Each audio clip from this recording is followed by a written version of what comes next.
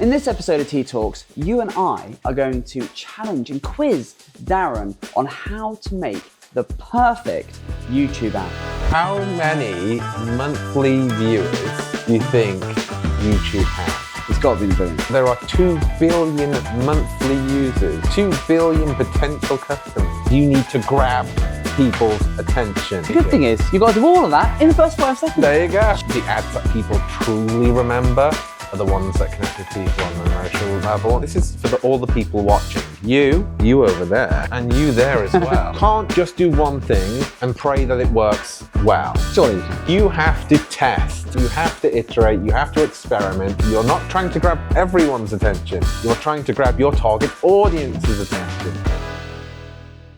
Right, Darren, you mean business today. I because do. You've come armed with notes. There was far too much information to keep in my head, so I usually try and have a little bit of notes maybe here. Sometimes I just wing it, but this time I got you've come with full sheet. Look at this. Full sheet of paper. All this information. So you're gonna share some tips on how to make the perfect YouTube ad. That's quite a big statement. It is, and it's needed because YouTube has quite a big audience. Slightly. I want you to have a guess. Go on. How many monthly viewers? Yeah. Let me just double check. Monthly users is the official term.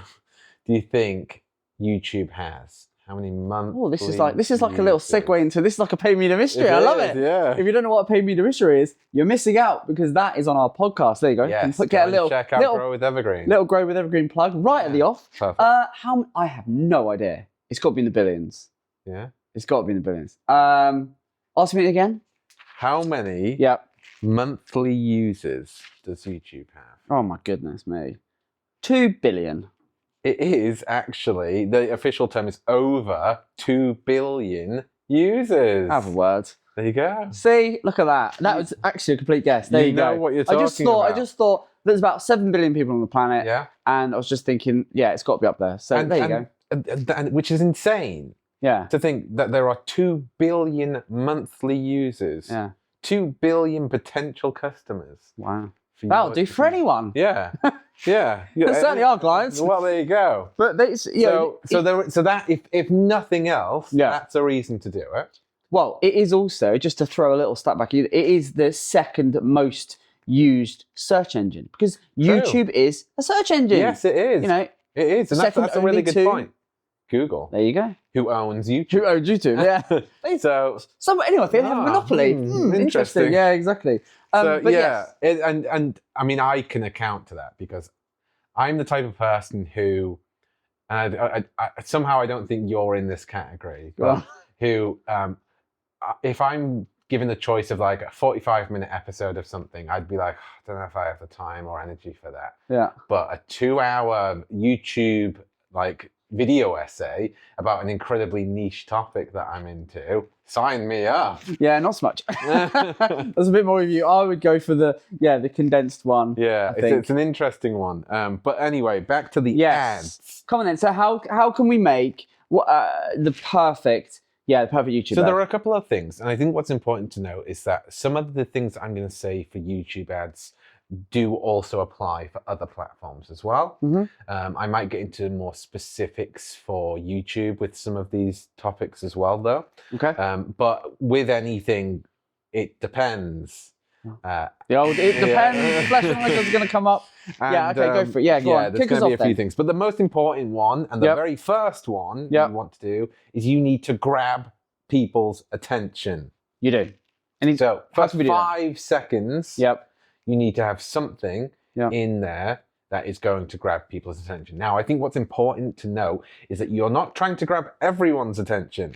You're trying to grab your target audience's attention. That's it. So don't just try and do something flashy or something that's very stereotypically attention grabbing. Yeah. Because sometimes if your target audience is a certain way or a certain type of person, it might not be the big flashy thing that grabs their attention. It might be as simple as having a question on there. It might be as simple as just showcasing an issue that they're having that you can provide a solution to. That's such a good point because we've done so much of exactly that where we go, we're running an ad, we're going to put it up on YouTube, it's going to be a video, but actually, as you say, think about your target customer and what is their pain point, what is the question, where are they at in their buying journey of buying your product or service, lead with that. And it is that classic thing of just appeal to a very specific audience, not everyone. And often that is not the case. People go, well, we don't want to alienate, we can't be too specific because we don't want to alienate. Fine, be specific. Specific is good. Yeah. Well, and to go even deeper, I'll give you 3 examples. Right. So, for example, I have already just said it, but putting a question on screen can be really useful because, as you've said before, when people read the question... Oh, you're answering it, even if you don't realise psychologically, you will automatically answer it in your head. So, for example, we've done an ad, say, for example, for one of our clients that does conservatory roofing replacement.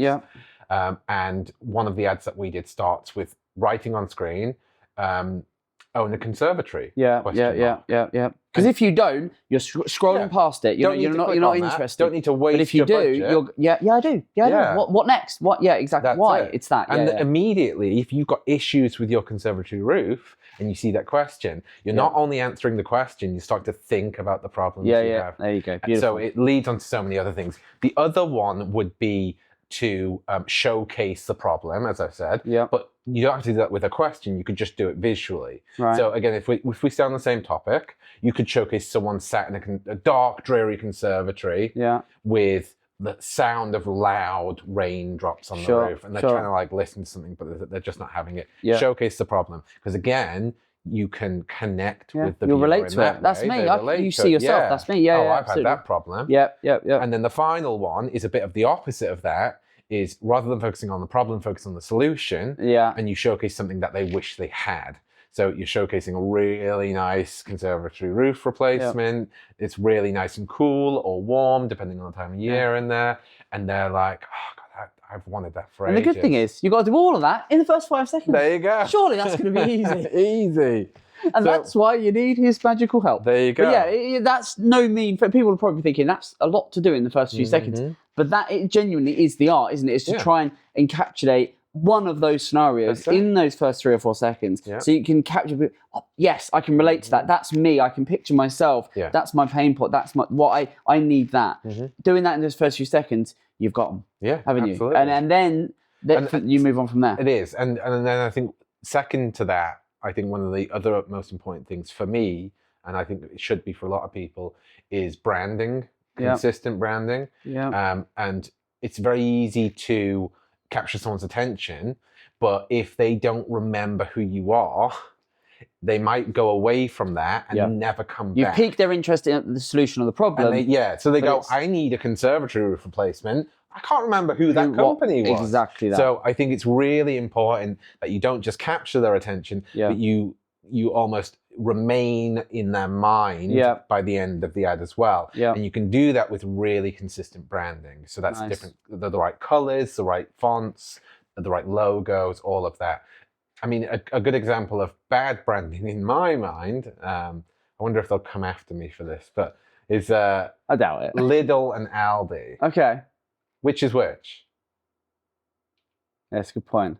They're very similar. I regularly frequent one of them, thanks to you. Well, I introduced you to Lidl. But that is purely because it's the nearest as the crow flies. Yeah, but their colour schemes are almost identical. The logos are almost identical. The only way that I differentiate them is that Lidl has a bakery. I was going to say that. But it's an example that I use as not very good branding. I never really thought about that. It's interesting because they are actually very good branding and very iconic and unique. But they're both the same iconic, unique. So that they're very similar in that way. Where do they originate from? I think one of them is Austrian and one of them is German. Yeah, interesting. I think so anyway. No, making interesting. That up. But anyway, so it's really important to have consistent and sort of eye-catching and memorable branding, so that they don't just watch the ad, but they remember. They know who it's from. What's next? Third one is to connect with people on an emotional level. I think it's all well and good to have an ad that's very practical, but I think the ads that people truly remember are the ones that connect with people on an emotional level. Now, that doesn't mean they have to be sat there crying. It could be something that makes them laugh, something that just makes them really sort of go, wow, that was quite clever. Yeah.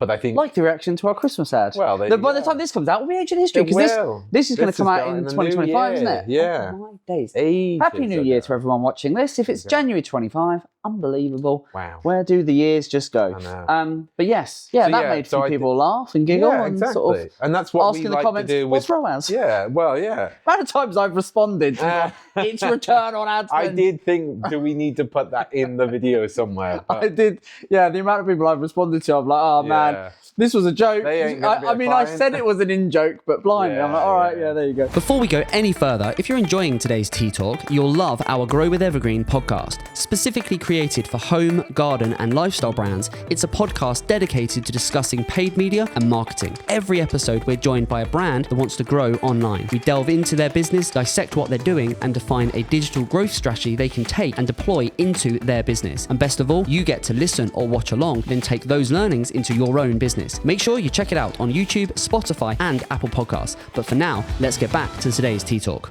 So yes, so I think it's important just to have that extra bit of, I mean, I also just want to premise these things. Of course, you don't have to do all of them. Yeah. But if you want to make the best YouTube ad, it's going to have elements of all of these things. You should have elements of all of these things. Because I can hear people right now saying, well, you don't need to connect with someone on a national level. No. But you don't need to. Yeah. But the ads that I remember are my favorite ads, the best ads. There's do something. We're all inundated, bombarded with ads. As you say, in every. I mean, there's a crazy stat there. Like on an average day now, most people get more visual information in a day than you got in a lifetime, like hundreds of years ago. And it's just we're bombarded, aren't we, with ads? And I think if you do grab attention and you are consistent with branding and you can in some way connect emotionally, and not to I'm laughing or crying, but just in some sort of emotional way, there are all ways it's going to help you to remain top of mind, help you to achieve your goal of why you've created the video in the first place. Yeah. What's next? Number 4 is a clear call to action. I have said that so many times. Yeah. I feel like my call to action is getting people to do a clear call to action. So it's so important. I've seen so many ads out there that showcase the product, but then they don't ultimately tell people where to go to get the product. So even if it's as simple as having your logo at the end, and then people can probably guess to add a .co.uk or .com to the end of it, that's as the bare minimum of what I would suggest. Yeah. But having a call to action, going back to that psychological subliminal stuff, is going to encourage people to do it. If you're a YouTuber and you say, please like and subscribe on all of your videos, as annoying as it is, it does encourage people to do it more. Yeah, and we're really bad at that. We are really bad. We're please really like and subscribe. Yes, please like and subscribe, comment, and do all of that good stuff. Do all of it. Well, I'm an absolute. We always finish our recording and then we go, oh, that was good, great. Forgot to say it. Like, one thing I really want to test, actually, and this is for all the people watching, you over there. And you. And you there as well. I want you to have a look at the subscribe button, because apparently if you say subscribe, subscribe. If you say that, apparently it glows or something on YouTube. If the subscribe button glows, let us know in the comments. That's fascinating. Because like 96% of you or something like that are not subscribed. Yeah, most people. I think we're up to about, at the time of recording, I think we've got about 430-ish subscribers, which is amazing considering we had none a few months ago. So that's 430 people that have gone, yes please, I'll have more of that. And then, but as you say, we know so many more out there. The stats are crazy in terms of our viewers, which are increasing, every video, the compounding effect. But so few of them are subscribers. They're all people that, So let's use this as a test, actually. Yeah, I like that. We've told people to subscribe, and you definitely should subscribe, because if you're not subscribed, please subscribe. Subscribe. Let's see how many new subscribers we get from this video. Yeah. And that will prove whether having a clear call to action works. I like this. Yeah, well, we definitely mentioned the word subscribe. Subscribe. More than we ever have on any other episode. Yes, okay. What's next? Next, but not last, because we've got one more after this, is optimize content for mobile viewing. Because so many people watch things on mobile now, on their phones, in vertical, not vertical, portrait, sometimes referred to as vertical. Yeah, no, I mainly mean, portrait. yeah. They watch it that so much more than they do in landscape. And a fair few people do still watch things in landscape, particularly if they're watching an actual YouTube video. But YouTube Shorts are a big thing now. So you should always make sure that even if you're doing a landscape version as your main version of your ad, you should always optimize for mobile viewing as well. Gotcha. Just so that you're covering all bases. Yeah. And size ratios, what is that? So that'd be a sort of 1080 by 1920 for portrait. Right. Yeah. And then you could go square, so 1080 by 1080.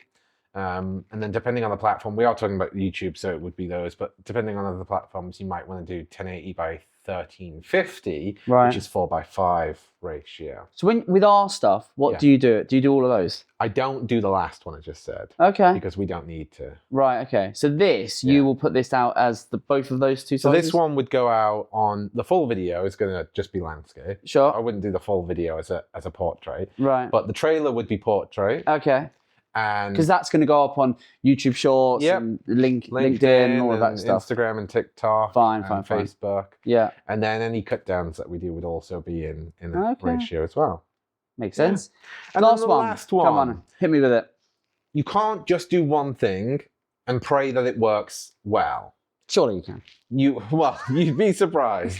You have to test. Yes. You have to iterate. You have to experiment. And people watching this very closely will know that about 2-ish episodes ago, the cameras moved a lot closer to us. Oh, yeah. And now they're a little bit further away. Yeah. And it's because we're testing and we're iterating. Yeah. We tried something new. We liked it a bit, but we thought maybe we've gone too far in the other direction, so we'll bring it back a bit. Yeah. We're testing, we're iterating, we're experimenting. And you should do the exact same thing with your ads. And the good thing is, there's so much data there available that you can see, what works. You could see what you get engagement with and what works and stuff like that, as well as your own. For us, we did 1 or 2 videos and we actually we didn't let the data decide. We just looked and went, we think we're going to make some changes. So you can, as you say, you can look at it yourself and go, actually, I don't like that. But then also you can let the data do the talking for you. That's it. And just to lead on to that, that's a really good segue you've just given me there, is the data. I just want to very, very briefly go through some of the things that you can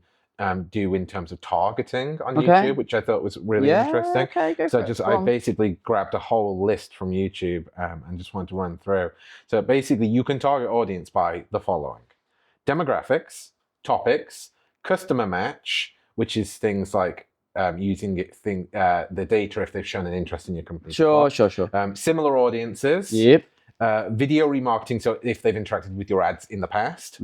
Affinity audiences, which if they show a strong interest in similar things. You can do custom affinity audiences as well. In-market audience, which is people who are currently searching for the products that they sell. they're actively in buying mode. And then live events, which is if people are going to events and things that are to do with your sort of thing as well. So it might be like an expo or so many choices. So many choices. So that's why I brought my list, because there's no way I could remember all of those things.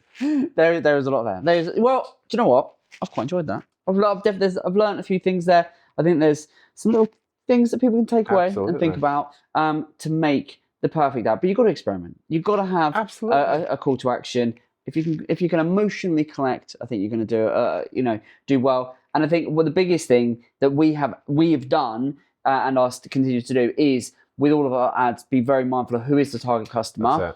Don't worry about trying to please everyone. Let's just focus on who's going to buy the product or service. You actively want to be avoiding the other people, because if they keep clicking on your ad and then not following through, you're just wasting your budget. Yeah. Not being afraid to not alienate, but just focus. Go, I want to be famous to a few. I want to get in front of, this is my target audience. That's who I care about. Everyone else, lovely, but no, I'm not interested. That's how you do it. So I like that. Thank you very much. No worries. You with your list. There you go. Hope it's been useful. And hopefully you've subscribed, because I think we might have mentioned subscribing on this video maybe once or twice. Maybe one more time. Should we? Subscribe. There you go. Hope you enjoyed it. We'll see you on the next one. Take care. Bye.